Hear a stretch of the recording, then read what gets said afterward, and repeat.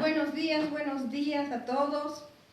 Estamos con nuestro libro El Sendero de la Verdad número 9 y hoy vamos a estudiar la lección número 31, la iglesia de Colosas. Y voy a pedir si alguien me puede alcanzar una Biblia negra, por favor. Vamos a empezar leyendo Colosenses. Vamos a leer el capítulo 2, los versos 9 y 10. No. Es que están todas con plástico. Abrímela, por favor. Esta es Reina Valera. Gracias, hermano. Vamos a empezar leyendo Colosenses 2, los versos 9 al 10. Y yo voy a leer una versión que se llama Nueva Traducción Viviente, la NTV. Yo no la uso mucho, algunas veces sí ayuda a entender mejor. Y dice así: pues en Cristo habita toda la plenitud de Dios en un cuerpo humano, de modo que ustedes también están completos mediante la unión con Cristo, quien es la cabeza de todo gobernante y de toda autoridad. Vamos a dar gracias al Señor. Padre Santo, bendito y alabado sea tu nombre por siempre. Levantamos siempre el nombre de Jesús en alto. En esta mañana estamos aprendiendo que en Jesús habita toda la plenitud tuya, Señor, porque Él es Dios. Y toda tu plenitud habitó en un cuerpo de un ser humano, para que nosotros también seamos completos a través de esta unión con Cristo Jesús, que es una unión a través del Espíritu Santo.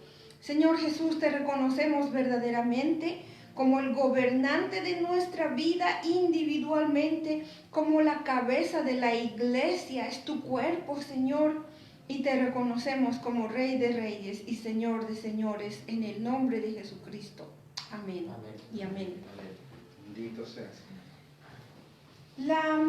El propósito de esta lección es que nosotros conozcamos y experimentemos que en Jesucristo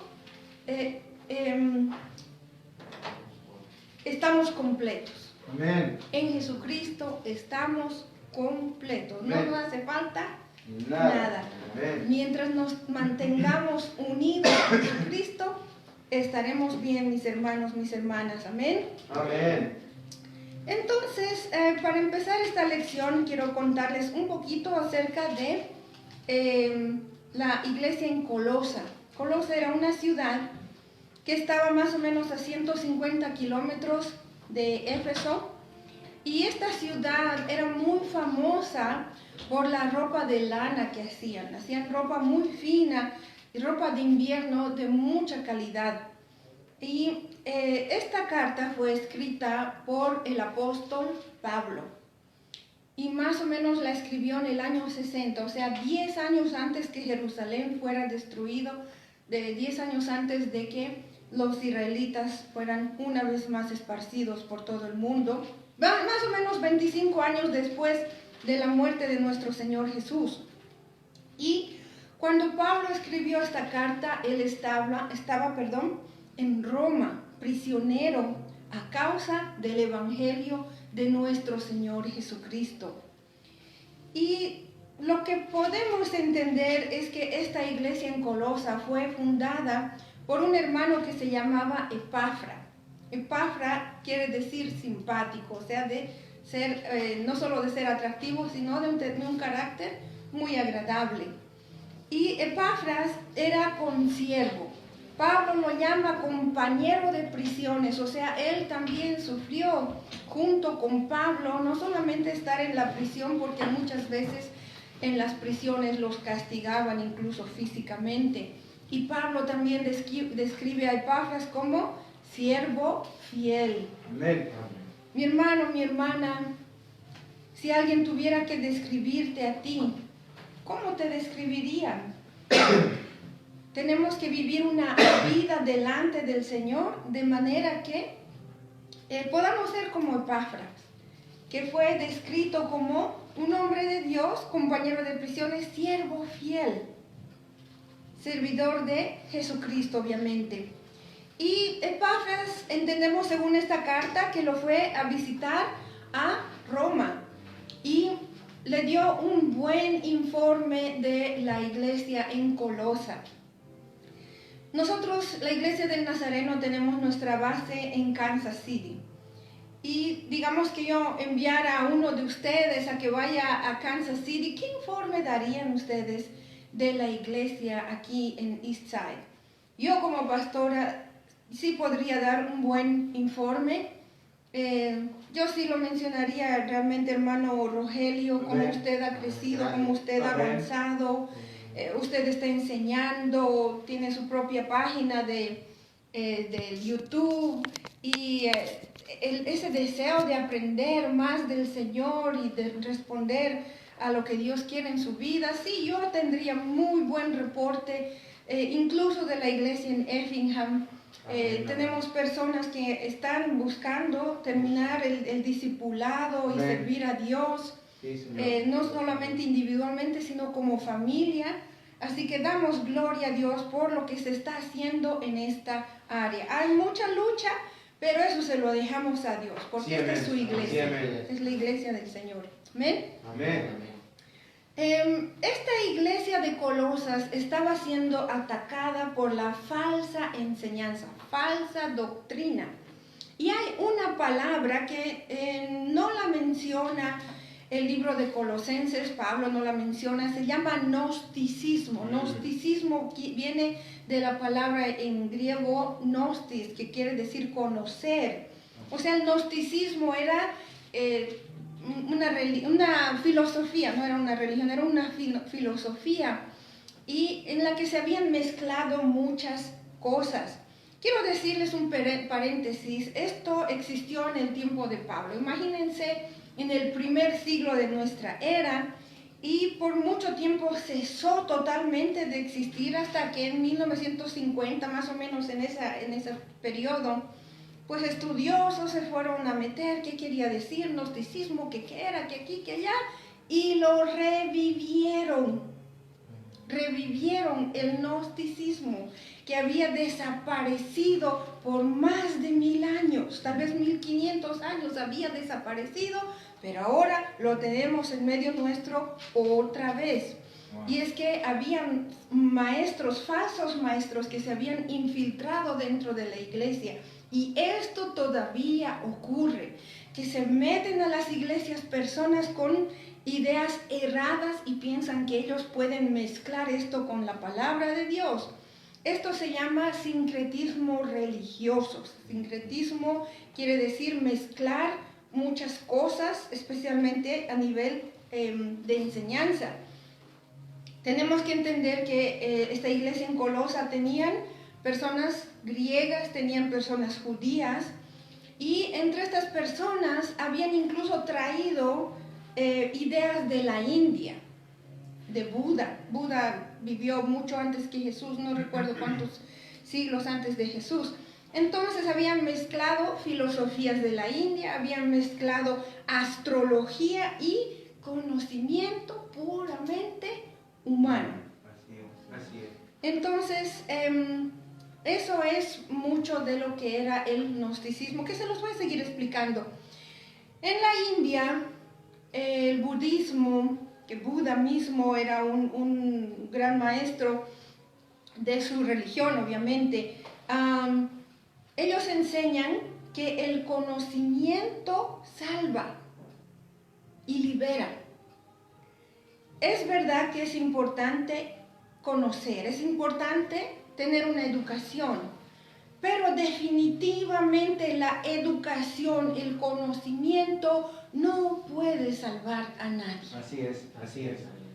Solamente Jesucristo nos puede salvar, pero no quiero decir por eso que uno debe dejar de estudiar, que uno debe dejar de aprender. Debemos aprender primeramente la palabra de Dios.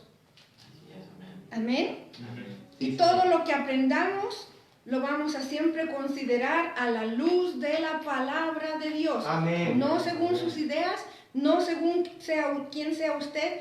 Yo siempre lo digo, yo soy mujer, yo vengo de Bolivia, yo vengo de la familia García, yo he tenido mi experiencia humana y yo no puedo enseñar, mucho menos ministrar basado en eso.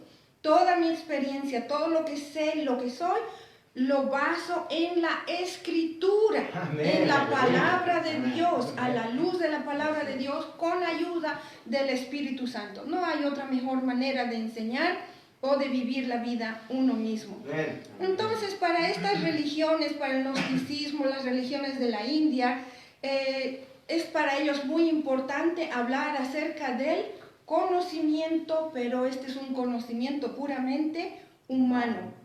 Que solo quería un ratito.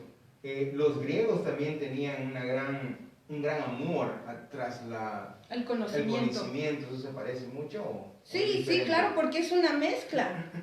Es una mezcla de las religiones de la India o filosofías de la India, las ideas griegas y las ideas judías. Es una mezcolanza de todo que le han hecho.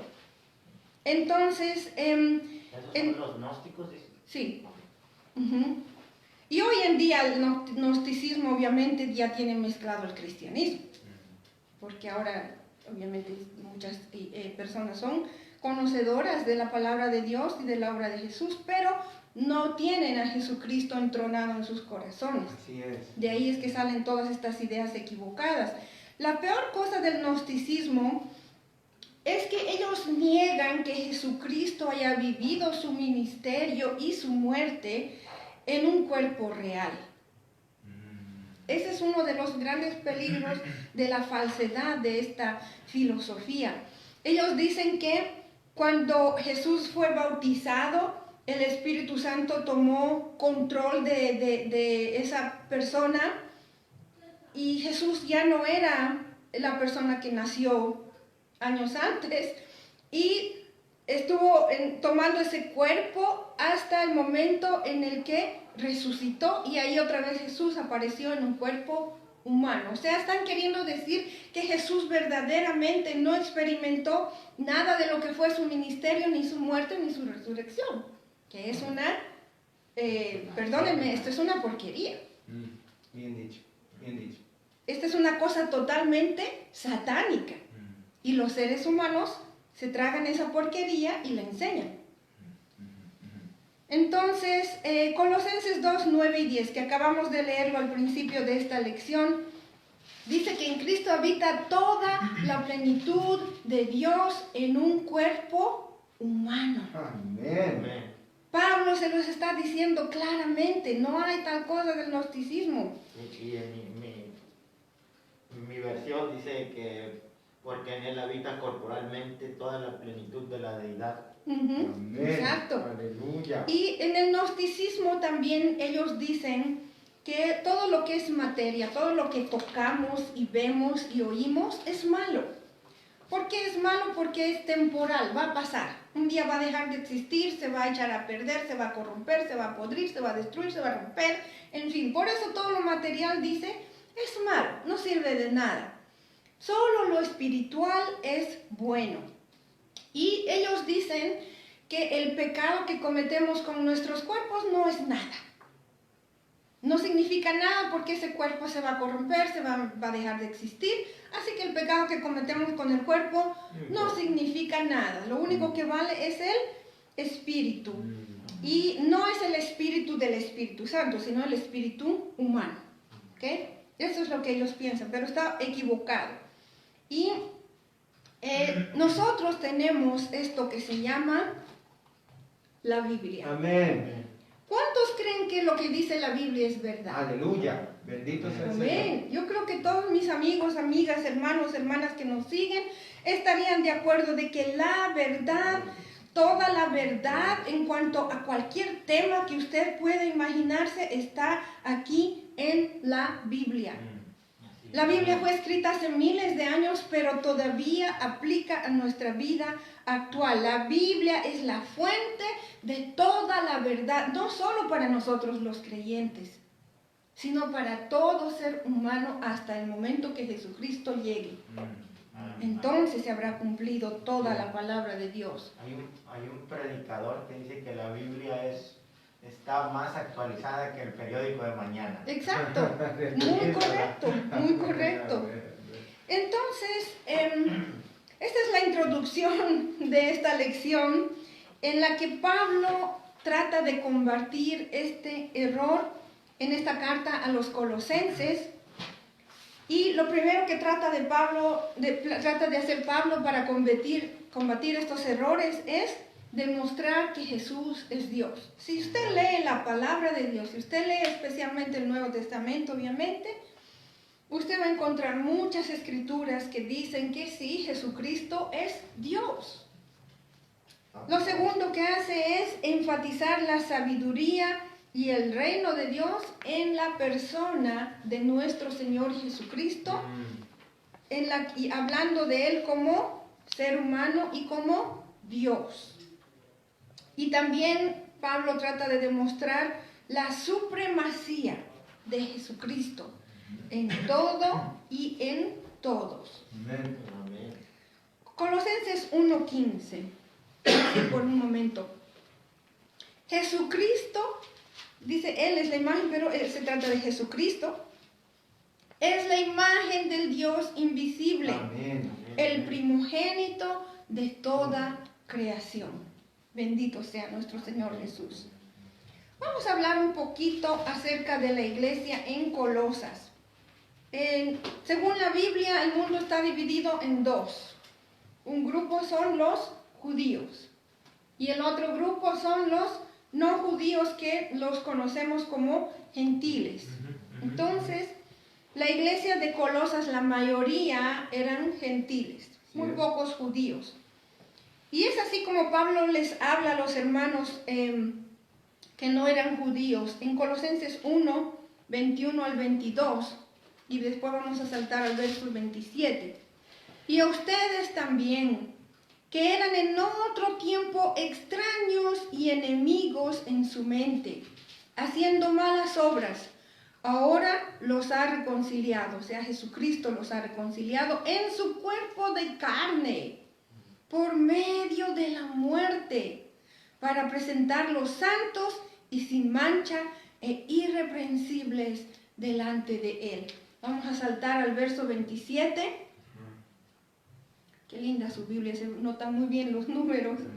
A quienes Dios quiso dar a conocer las riquezas de la gloria de este misterio entre los gentiles, que es Cristo en ustedes, la esperanza de gloria. Amén. Amén. Entonces, vamos a hablar acerca de la carta de Pablo en Colosenses, muy poquito. Vamos a saltar bastante en el libro de Colosenses. Y Pablo empieza con los saludos, acción de gracias, dando gracias a Dios por su amor, por la firmeza que los colosenses tienen en el Señor.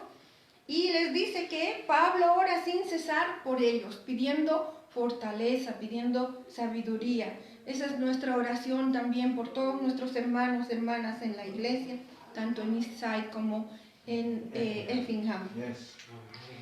Y aquí está un punto importante. Pablo no quiere que estos hermanos colosenses sean engañados por falsos maestros. Esta palabra, que no sean engañados, se repite por lo menos 4 veces. Y en la Biblia Jesús mismo utilizó estas palabras, que nadie les engañe. Que nadie les engañe, se encuentra muchas veces en la Biblia. Es importante conocer la palabra de Dios para que a usted, mi hermano, mi hermana, amigo, amiga, no lo engañe. Así es. Así es. Entonces, el primer asunto que Pablo trata es un asunto doctrinal. Doctrinal es las enseñanzas importantes de la Biblia. Y una de nuestras enseñanzas importantes dentro de la iglesia del Nazareno es la doctrina de Jesucristo. Nosotros los nazarenos hablamos de Jesucristo como Dios mismo. Amén. Que se hizo carne, o sea, vino como un ser humano 100%. Y como dijo Pablo a los colosenses, Jesucristo es la imagen del Dios invisible. Es que a nosotros seres humanos nos hace falta ver, escuchar, para creer, ¿verdad? Hasta no ver, no creer, dice el humano. Sí. Así dice. Y Jesucristo tiene supremacía absoluta sobre todo lo espiritual, material, o sea, todo lo que existe. Él tiene la supremacía Y también Pablo habla acerca de la preeminencia de Jesús sobre toda la creación, que es ese último versículo que leímos, 1:15. Como dice otra vez, vamos a ir solo un momentito. 1:15. Jesucristo es la imagen del Dios invisible, el primogénito de toda creación. Amén. Colosenses 1:22. Vamos a ir un momentito, solo para que tengamos la escritura. En su cuerpo de carne, por medio de la muerte, para presentarlos santos y sin manchas. O sea, Jesús nos ha reconciliado con Dios en su cuerpo de carne por medio de la muerte, para presentarnos santos y sin mancha e irreprensibles delante de Él. O sea, estamos hablando otra vez del cuerpo físico, del cuerpo humano de nuestro Señor Jesucristo, solo para asegurarse que la gente entienda que Jesucristo sí experimentó en su carne propia sufrimiento de la tortura y de la cruz por amor a nosotros. Él pagó lo que a nosotros nos tocaba, porque Él no pecó, nosotros sí pecamos. Entonces, Pablo les habla a los colosenses y les dice que tengan un corazón valiente, que cobren ánimo, que vivan en amor. Lean toda la carta a los colosenses, no es muy larga, son 5 capítulos. Y voy a leer lo que el hermano Ulises Solís, que escribió esta lección, dice: la identidad especial de una iglesia saludable es el amor. El amor a Dios primeramente y el amor los unos por los otros. Si gustan leer capítulos 13, 14, 15 hasta el 17 de Juan, ahí van a ver cuán importante es para Dios y para Jesucristo que nosotros nos amemos los unos a los otros. Obviamente lo más importante siempre es nuestro amor a Dios. Por esta virtud, o sea, el amor, el mundo conocerá a la genuina iglesia del Señor Jesucristo. Si no hay amor, No hay nada. ¿qué vamos a mostrar? ¿Qué vamos a mostrar a una persona que está muriendo en soledad y tristeza? Si no hay amor, no tenemos nada que mostrar. Es por eso importante que nos amemos también los unos a los otros. Y Colosenses 2, verso 2, vamos a ir poco a poco avanzando en esta hermosa carta. Y dice: para que sean consolados sus corazones, unidos en amor, hasta alcanzar todas las riquezas de pleno entendimiento, a fin de conocer el misterio de Dios el Padre y de Jesucristo. ¡Wow! ¡Qué increíbles esas palabras! En otras palabras les está diciendo: ustedes tienen que tener una convicción firme en Jesucristo.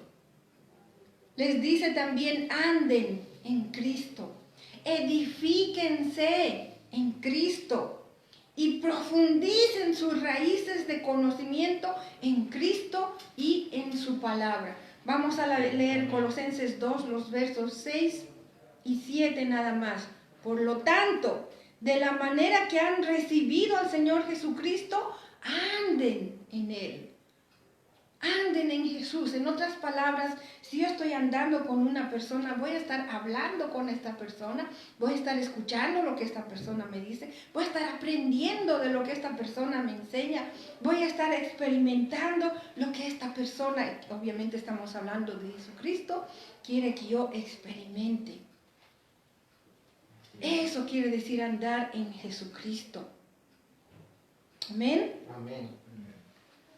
Arraigados, o sea que han echado sus raíces profundas en Jesucristo y sobreedificados en Él. O sea, Jesús es nuestro simiente y encima de Jesús edificamos. Nuestra base de nuestra fe es creer en Jesucristo, que Él es el Hijo de Dios que vino a morir por nuestros pecados, y encima de eso, ¿qué vamos a edificar?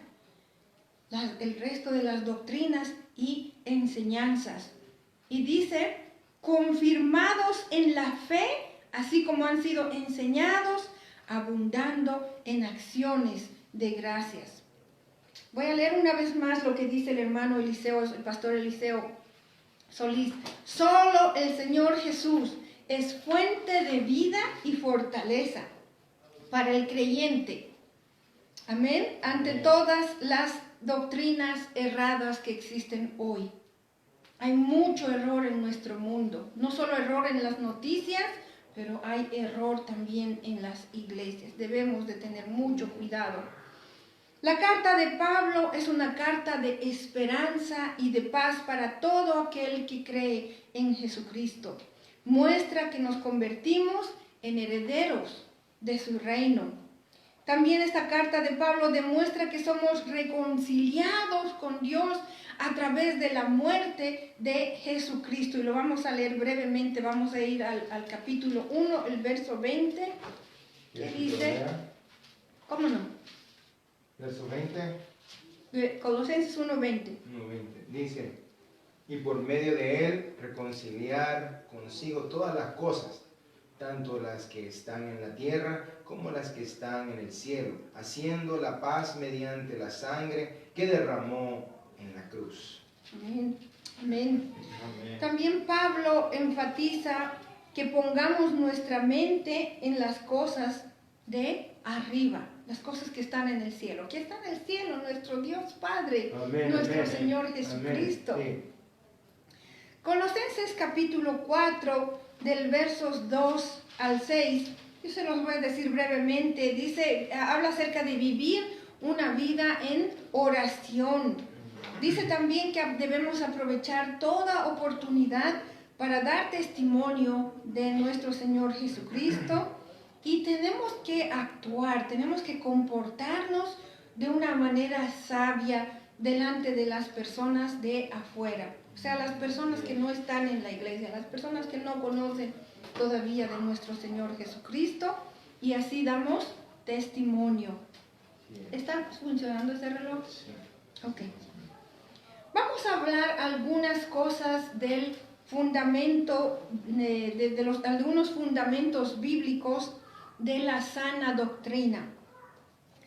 El libro de Colosenses es un libro bastante profundo, no es difícil, pero se habla mucho de la esencia de la doctrina, o sea, lo más importante de la doctrina. ¿Por qué?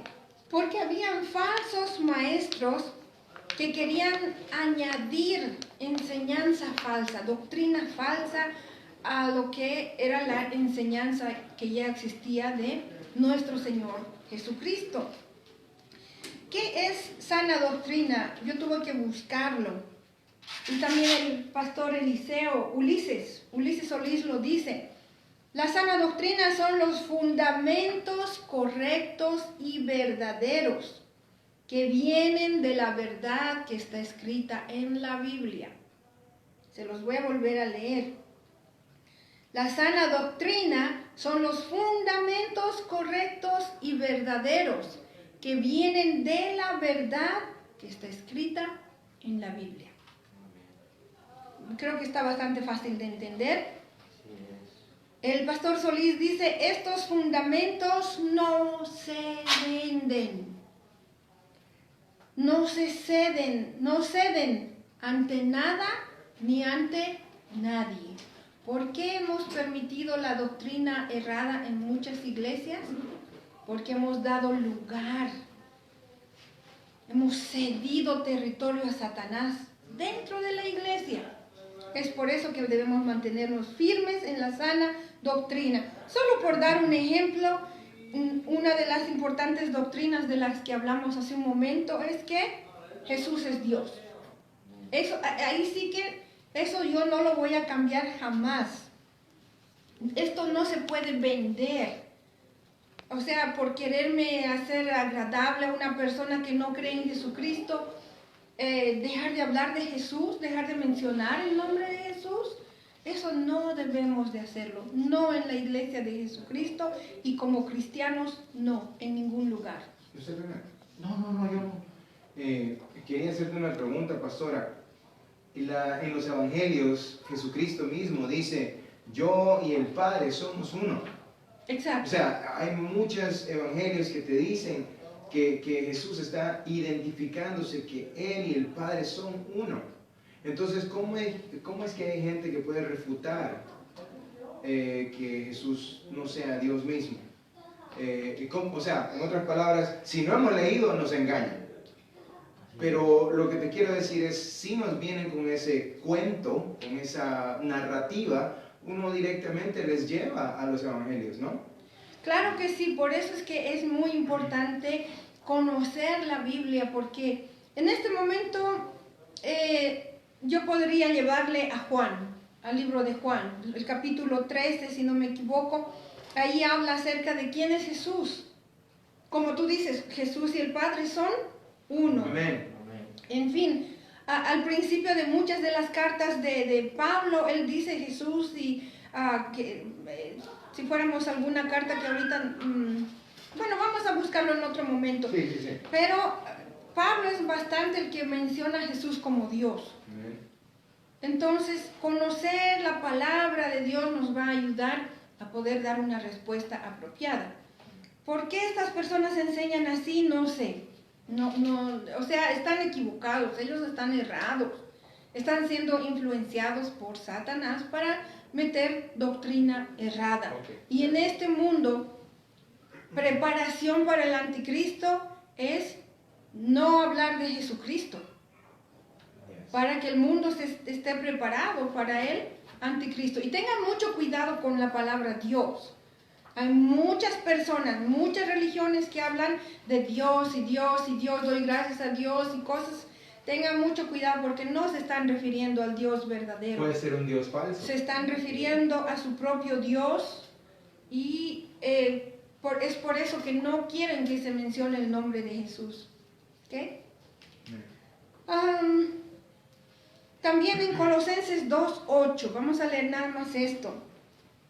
Miren que nadie les engañe por medio de filosofías y huecas sutilezas, según las tradiciones de los hombres, conforme a los rudimentos del mundo y no según Cristo. Hay muchas religiones falsas en las que se basan en tradiciones de seres humanos. No hagas esto, no vengas aquí, no vayas allá, no digas esto, y todo es basado en tradiciones humanas. Lo que yo le desafío a usted es que usted vaya a la Biblia, busque si eso que le están diciendo es verdad. Amén. Y si no está en la Biblia, échelo a la basura. Gracias, Señor. ¿Qué? Gracias, Señor. Que nadie lo engañe. La circuncisión, no voy a hablar mucho en detalle de lo que es la circuncisión, ustedes lo pueden buscar en sus celulares. Es un procedimiento que ahora es un procedimiento quirúrgico en el que le quitan un pedacito de carne al miembro sexual del varón. Y esta es una práctica que identifica a los judíos. Todos los varones han sido circuncidados y eso los hace parte del pueblo judío. Los que no somos judíos, aquí en Estados Unidos sí, igual circuncidan. Pero en aquellos tiempos de Pablo no. Si no eran judíos, no eran circuncidados.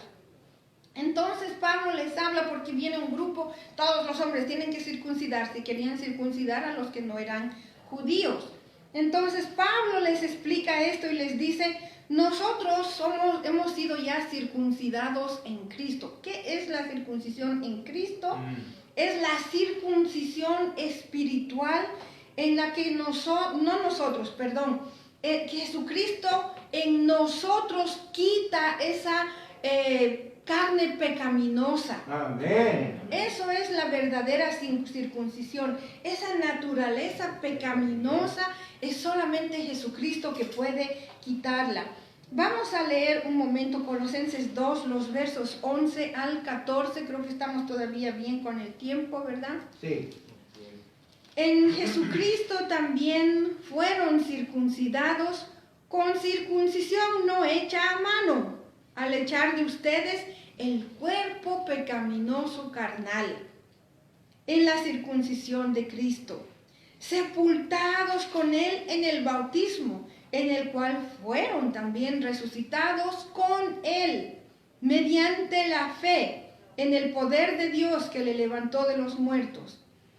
Y a ustedes estando muertos en pecados y en la incircuncisión de su carne, les dio vida juntamente con Jesucristo, perdonándoles todos los pecados, anulando el acta de los decretos que había contra ustedes, que nos era contraria, quitándola de en medio y clavándola en la cruz.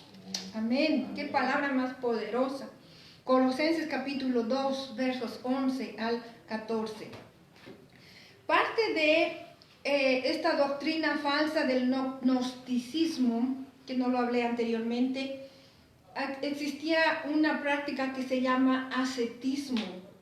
El ascetismo, la base de esta enseñanza o filosofía es que uno debe negar todo placer al cuerpo humano. Estas son muchas de las filosofías de la India. Muchos de estos monjes de la India o sacerdotes, no sé cuál es la palabra correcta, perdónenme, ellos ayunan mucho, a veces hasta no duermen en el suelo, caminan sobre brasas, en el invierno se cubren apenas con una cosita, en fin, hacen todo tipo de cosas para que el cuerpo sufra, porque ellos piensan que haciendo eso van a poder controlar los deseos pecaminosos. Entonces, hacen, como les digo, mucho tipo de sacrificios, se meten al agua fría, en fin, son muchas cosas muy duras que ellos hacen, y ellos piensan que así van a temperar por dentro su espíritu para no estar cometiendo pecados. Ese es el ascetismo básicamente. Pero en Colosenses 2, versos 20 al 23, vamos a leerlo todo esto, porque ahí nos explica Pablo en esta escritura lo que es esa práctica del ascetismo. Colosenses 2, versos 20 al 23. Pues si han muerto con Cristo en cuanto a los rudimentos del mundo, ¿por qué, como si vivieran en el mundo, se someten a preceptos tales como no manejes, ni gustes, ni aun toques, cosas que todas se destruyen con el uso, y estas en conformidad a mandamientos y doctrinas de hombres? Tales cosas tienen a la verdad cierta reputación de sabiduría en culto voluntario, en humildad y en duro trato del cuerpo, pero no tienen valor alguno contra los apetitos de la carne. ¿Por qué? Porque todos los pecados de la carne no es por nuestro cuerpo, no es por lo que le hagamos al cuerpo, sino salen del corazón. Jesucristo mismo dijo, ustedes pecan, ustedes hacen abominaciones. ¿Por qué? Porque sus corazones están llenos de maldad. Y de ahí sale todo eso. Y hasta las cosas horribles que hablamos, la manera horrible que hablamos de otras personas, que insultamos, que mentimos, todo es por la porquería que está en el corazón. Y no importa lo que le hagamos al cuerpo. Ese es el gran problema. Y aquí Pablo nos está diciendo, todo lo que le hagas a tu carne, a tu cuerpo, de nada sirve. ¿Por qué? Nosotros los creyentes debemos de aprender a depender de Jesucristo, aún para someter, para controlar nuestros deseos pecaminosos. Amén, amén. ¿Y quién nos ha dado a Jesucristo para hacer eso? El Espíritu Santo. Nosotros como seres humanos sí también debemos de renunciar a los deseos pecaminosos. De repente en la televisión muestran una imagen, uy, ya quisiera eso, pero no, yo renuncio y digo, no, Señor, amén, esto a mí ya no me pertenece, amén, a mí. Amén. O veo o escucho algo y digo, ay, qué lindo fuera que estuviera ahí. No, Señor, yo no voy a ir ahí. Uno tiene que renunciar, pero también debemos pedir, cuando ya es incontrolable, pedir ayuda del Espíritu Santo. Amén. Dios no nos va a dejar abandonados cuando estemos confrontando tentaciones o peligros. Es por eso que confiamos en Jesucristo. Dependemos de Cristo y de su Espíritu Santo. Pablo también habla acerca de la invocación a los ángeles. Todo esto está mezclado con una falsa humildad. Y Pablo les dice a la iglesia de Colosos: aférrense con firmeza a Jesucristo. Por eso les digo, léanla esta carta. No dependan de ángeles como mediadores. Eso está bien escrito en la Biblia. Nosotros, como cristianos creyentes que decimos que creemos en Dios, no debemos depender ni de la Virgen María como mediadora. Esa es una falsa enseñanza. No debemos depender de ningún santo para ser nuestro mediador. No debemos de depender de absolutamente nadie, ni siquiera de un pastor, ni pastora, ni de ninguna persona que se llame cristiano o espiritual. Cada uno de nosotros podemos ir directamente a Jesucristo. Amén, aleluya. Yo me sentiría muy ofendida si mi hija se va a la vecina y le dice: dile a mi mamá que me compre un vestidito nuevo. Yo diría: pero si es mi hija, ¿por qué no me puede pedir a mí directamente? Eso. Esa es la ridiculez de la enseñanza de ir a la Virgen María o a los ángeles o a los santos, cuando Dios es nuestro papito que está listo para escuchar nuestras oraciones en cualquier momento. Yo no me imagino cuánto le dolerá el corazón a Dios de ver a personas que se van a la Virgen o a santos o ángeles cuando Él está ahí. Qué triste es esto. Amén. Y dice: no debemos depender de prácticas mentirosas ni prácticas que parecen espirituales, pero no lo son. Vamos a hablar del último punto de esta lección, que es el enfoque ético y social. ¿Qué será ética?, me dirá usted. Ética, vamos a hablar de moral. ¿Qué es moral? Moral es todo lo que tiene que ver con lo que es bueno, o en oposición lo que es malo. Todo lo que es justo y en oposición lo que es injusto. Así es. Todo lo que es correcto y en oposición es incorrecto. Y moral tiene que ver con cómo decido yo. Hago lo que es correcto, lo que es justo, lo que es bueno, o la inmoralidad que me va a empujar a hacer lo incorrecto, lo malo, lo injusto. Así es. ¿Verdad? Entonces, ética estudia la moral y determina cómo deben actuar los miembros de una sociedad. En una sociedad puede que esté bien que un hombre de 50 años se case con una niña de 10, 11 años. Esa es algo normal entre algunos pueblos musulmanes, de que si se hace o no sé, pero se supone que las niñas, en cuanto empiezan a tener su periodo, pueden casarse. Después de los 13 años. Después de los 13 años. Yo lo estuve viendo hace poquito, pero cuando los padres no lo permiten, ahorita creo que hay muchos problemas porque las matan por, ¿cómo se dice? Como porque están, no recuerdo cómo se dice, pero que le están causando mal a la familia. Entonces hay mucho feminicidio en eso. Sí, entonces esa es una práctica que para ese grupo puede que sea correcto, aceptable, pero a la luz de la Biblia, no. Así es. Como seres humanos tenemos nuestra manera de ver las cosas. En nuestra sociedad eso no es aceptable, en otra sociedad será aceptable. En una sociedad será aceptable comer cerdo, en otra sociedad no es. Entonces, eso es lo que se refiere a la ética. Desafortunadamente, hoy en día la ética de las naciones está torcida. A lo bueno llamamos malo y a lo malo bueno. Es por eso que nosotros debemos siempre regirnos según la palabra de Dios. Y el cristiano tiene una ética mucho más superior que la ética de muchas religiones o muchas otras sociedades. Nosotros, los cristianos, debemos ir por encima de la ética de nuestra sociedad, de nuestra comunidad, de nuestro país o el país donde vivimos, porque nuestros valores son eternos. Por eso es que debemos ir muy por encima de todas esas éticas o morales.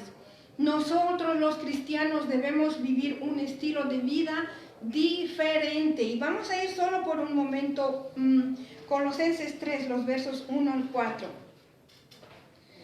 Si ustedes han resucitado con Cristo, busquen las cosas de arriba, donde está Cristo sentado a la diestra de Dios. Pongan la mira en las cosas de arriba, no en las de la tierra, porque han muerto y su vida está escondida en Cristo, en Dios. Cuando Cristo, su vida, se manifieste, entonces ustedes también serán manifestados con Él en gloria. Gloria al Señor. Entonces, esas son las características de la iglesia de Colosenses, que deben también ser las características de la iglesia hoy. Enfocarse en Jesucristo, en perseverar en la fe cristiana, mostrar a otras personas un estilo de vida diferente. Debemos despojarnos de nuestra naturaleza pecaminosa. Vamos a ir a Colosenses 3:9. Dice, no mientan los unos a los otros, habiéndose despojado del viejo hombre con sus hechos, y revestido del nuevo, el cual, conforme a la imagen del que lo creó, se ha renovado hasta el conocimiento pleno. Debemos desvestirnos como escogidos de Dios. Y vamos a seguir ahí mismo en Colosenses 3, vamos a leer del 12 al 15. Vístanse pues como escogidos de Dios, santos y amados, de entrañable misericordia, de benignidad, de humildad, de mansedumbre, de paciencia. Sopórtense los unos a los otros y perdónense los unos a los otros, si alguno tuviere queja contra otro. De la manera que Cristo los perdonó, así también háganlo ustedes. Y sobre todas estas cosas vístanse de amor, que es el vínculo perfecto. Y la paz de Dios gobierne en sus corazones, a la que asimismo fueron llamados en un solo cuerpo, y sean agradecidos. Amén. Entonces, si hacemos esto, muchas cosas van a cambiar en nuestra vida diaria. Lo tenemos que aplicar en la familia.